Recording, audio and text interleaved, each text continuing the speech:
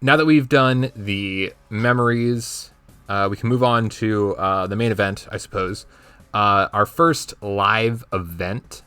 So I can start with this. Yeah, take it.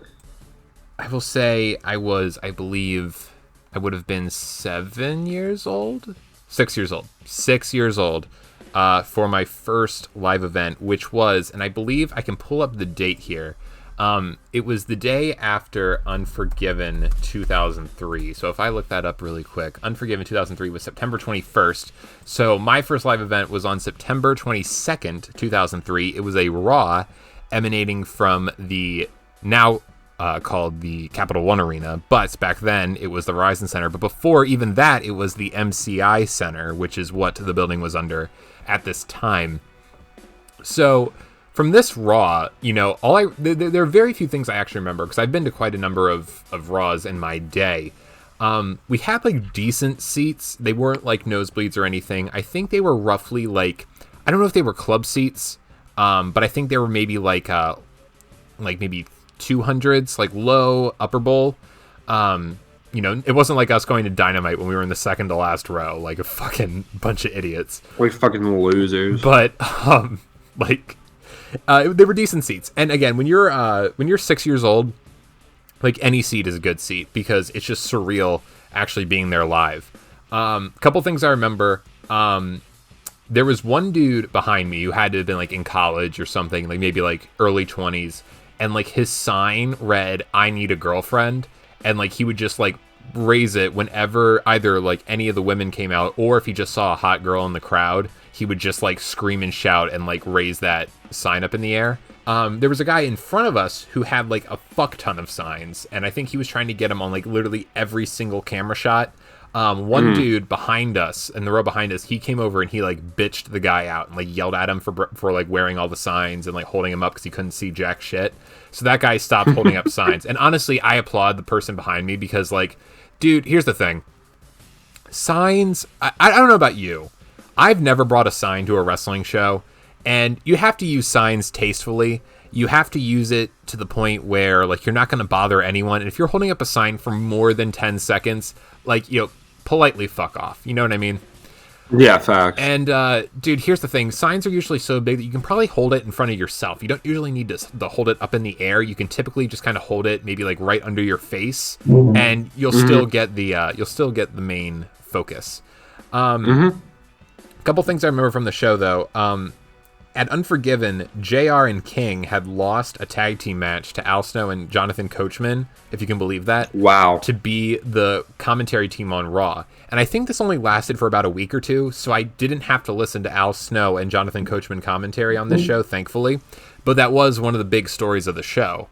Goldberg had just won the World Championship from Triple H the night before, so like he was kind of the big thing.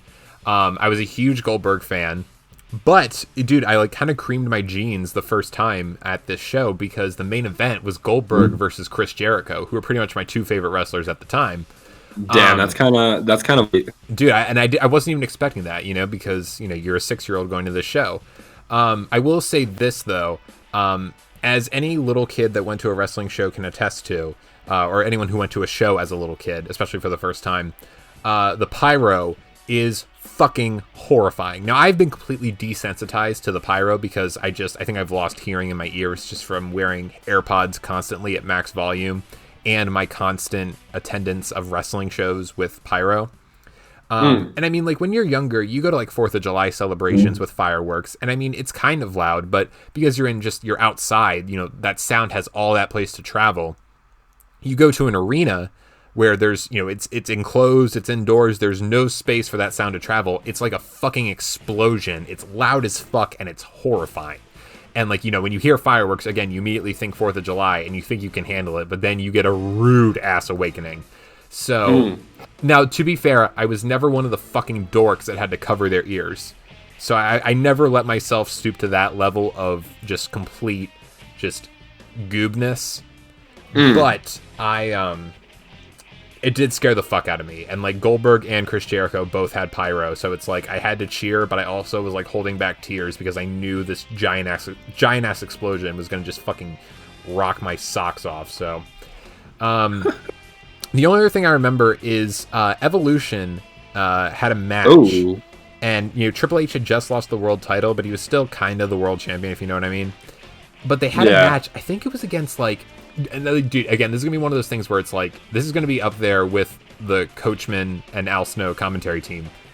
It was Evolution versus, like, Maven, Mark Jindrak, and, like, Garrison Cade. Like, that was... Dear God. I know, it was crazy. And the best part of the show was Triple H came out when he did his entrance. He did his little water bottle spit gag, and he threw the water bottle into the crowd, and someone threw the water bottle back into the ring. That is the thing I remember the most from this show.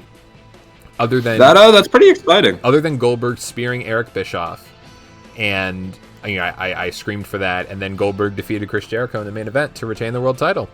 Oh, and then I remember Christian jumped off a ladder onto RVD to set up a ladder match for next week, which, of course I couldn't see live, but I do remember seeing that vividly of Christian jumping off the ladder. Kind of warmed me up to Christian, made him one of my faves. But yeah, for the most part, that is what I remember from my first wrestling show.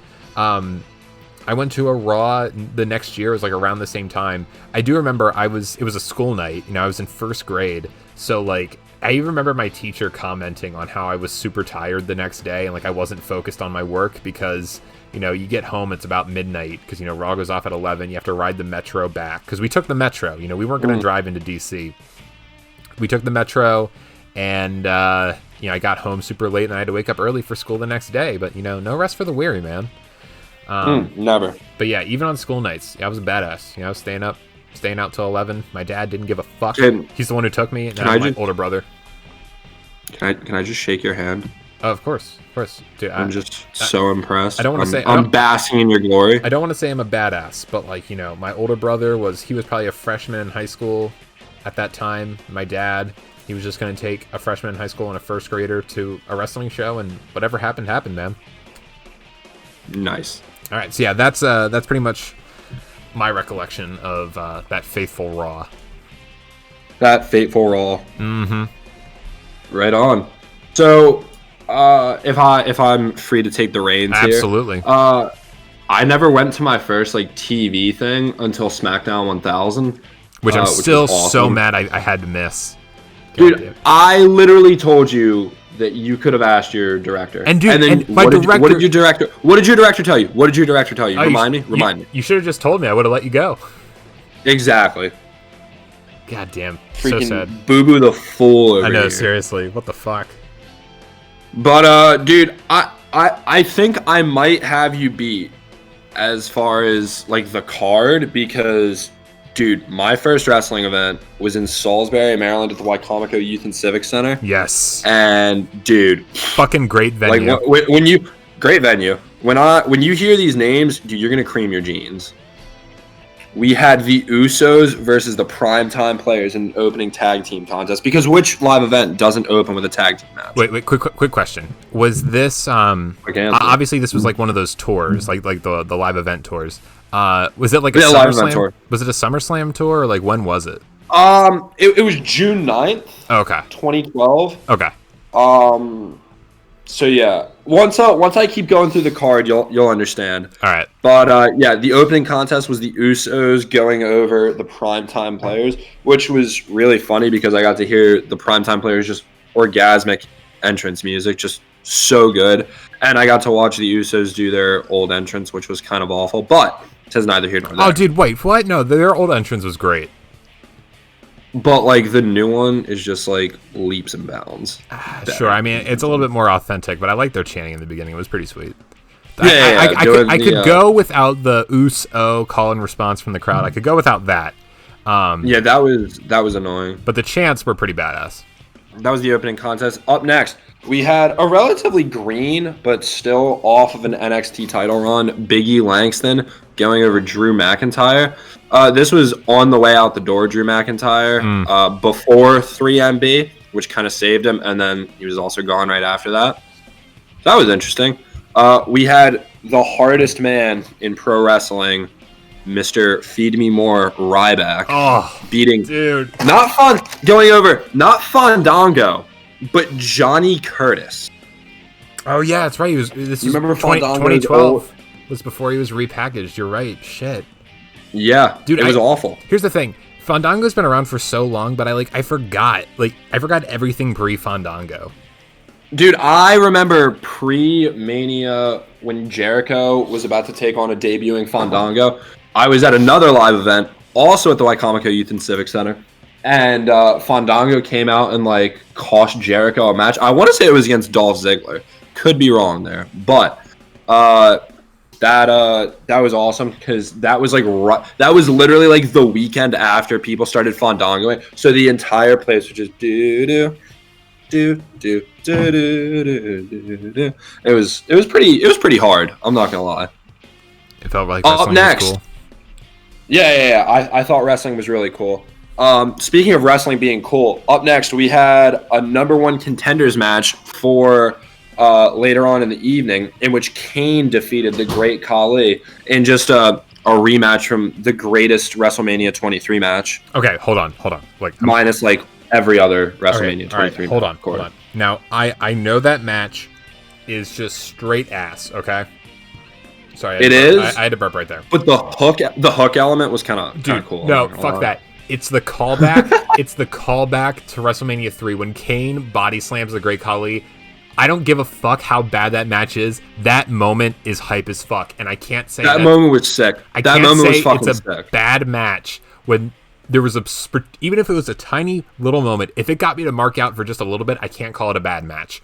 So yeah, or at least not like one of the worst. Like it's still pretty bad, but it's not like one of the worst Mania matches ever. I will defend that match not till the end of my life, like because I'm not. No. I'm just saying it's one of the worst ones on that card. Oh, it was definitely the worst match. Well, no, the Divas match was worse. You are correct in that. That's why I said one of. Yes, of course. Anyway, continue. Wait, hold on. I'm sorry. Actually, I need to pause you again. Kane versus Great Khali in 2012? In 2012. Kane had the mask. Shit. Yeah. Kane had the mask. So the winner of this match would later go on to face Sheamus for the World Heavyweight Championship in a steel cage match. I see.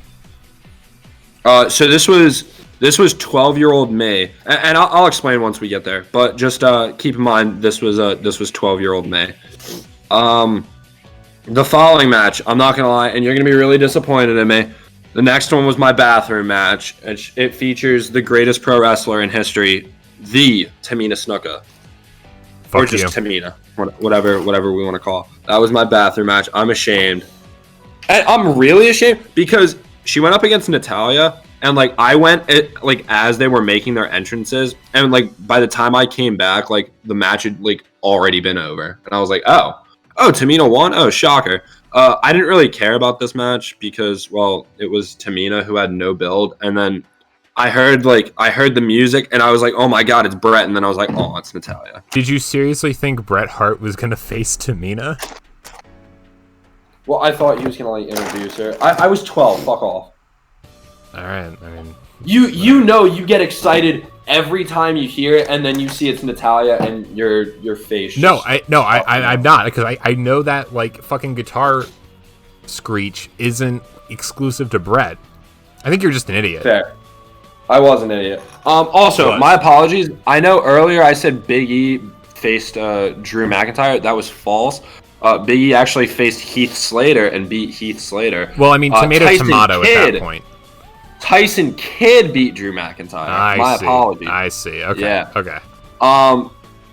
The next match, which was the sub main event, so it was second to last, was Sin Cara defeating Hunico. So you already know that match was just. Was this in the midst of like the fake Sin Cara storyline? No. It was like real Hunico. So like I got to see Tongaloa. Because Camacho was a thing at this point, I think. That's pretty sweet. Yeah. And then we have the main event, the World Heavyweight Championship match in a steel cage between the Great White Sheamus and the Big Red Machine Kane. I had never seen somebody that tall in my life, and having Kane, Kane actually, like, after the match, like, shook my hand, like, straight broke kayfabe, and I was like, Dude, okay, And I was yes, like, holy I do fuck. feel that because I went to I was an absolute Kane mark at that time. Dare I say I was a Canaanite? ooh, wow, went full Ooh, blown. yeah. I Full went blown to Canaanite. my brother and I like on a whim went to a house show on Easter. I think it was Easter 2016. They did a house show at the Capital One Arena. So we just went there and we got like the aisle seats, like we were right on the aisle, and Big Show came out, and it was like something similar, like Big Show came and slapped my hand or something. And like, dude, and this is even when I was younger. Like, I was as tall as I am now. Like, I'm like 6'3", so it's like it's not like I'm tiny or anything. But like, dude, Big Show, and like I know this is not going to be a shock. Big Show's fucking huge, okay? And like, it's not the fact that he's just 7 feet tall, because like that's like, you know, a good couple inches taller than me. So I'm like, okay, you know, I've had people who've been taller than me before. I've known people really tall. It's the fact that like his hands, his wrists, like just his whole body is enormous. And it's like, again, I know you see this on TV, but until you like actually stand next to him, it is fucking surreal. Oh, it was insane. I've done the same thing also at another. It was at the house show where Fandango came out. The Big Show came out, and that shit was just absurd. And yeah, that was my first live event. Nothing will ever beat though.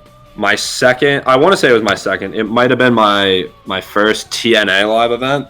It was on Wrestle Kingdom Day, so January 4th, and also at the Civic Center. I got to meet like essentially the entire roster, and I brought my Lego Triple H figure with me because I didn't put two and two together that they're not the same thing. But Samoa Joe took my Lego Triple H figure and was like, dude, this is really cool. And I was like, dude, I thought you were about to say like he would like break it, because that would have been fucking awesome if he just like literally took a kid's like just a dumb no, he like, was Lego figure. No, this was like before, because like, you know how TNA just like is essentially like, oh, you're only there to get autographs and then watch subpar wrestling, right? So yeah, that happened. That part was pretty fire. But like, I met him, I met Jeff Hardy, I got a picture with Rob Van Dam, which if I can find at some point I'll send you. Hell, we can throw it in this video. But yeah, dude, that shit was fucking awesome. I met Devon, which was awesome. I met Bully Ray, James Storm for the second time. And I got Kurt Angle. No, this was definitely my second one, because I got Kurt Angle to sign the shirt that I caught at the Bowie Bay Sox Stadium. Dude, the Bowie. Because like, that's a fucking legendary venue right there. Dude, the Bowie Bay Sox Stadium is fucking hard. This card was actually kind of sick. It was Chavo Guerrero and Hernandez. Don't really care. Against Robbie E, cool, and Robbie T, didn't care. And then we had for the Knockouts Championship. Oh no, that one was also for the TNA Tag Championships. For the Knockouts Championship, it was Tara versus Mickey James, which was it was Tara versus Mickey James in 2013. So take that as you will. Then we had Bully Ray versus Jesse, which was Tara's man, didn't care. I want to say Aces and Eights attacked during that match. Not sure. We had an X Division match in which the whole fucking show, Rob Van Dam went over Kazarian. Then we had Aces and Eights, Devon and Doc Gallows versus Kurt Angle and Samoa Joe. That match was pretty cool. Pretty sure they won because Joe took the hammer off the head, which, again, pretty cool. And then I will never forget the triple threat steel cage match for the TNA World Heavyweight Championship. This was during Jeff Hardy's title reign with his fucking drizzling shits custom belt. You know the one. Oh yeah, one of the worst. The one. One of the worst belts of all time. One of the worst belts of all time. But it was him against Austin Aries and Bobby Roode. And I'll never forget. I want to say Bobby, because Austin Aries was being Austin Aries. You know, is he, isn't he? Like, is he a face? Is he a heel? So he was like the in-betweener. Hardy was the face, obviously, and Bobby Roode was the heel.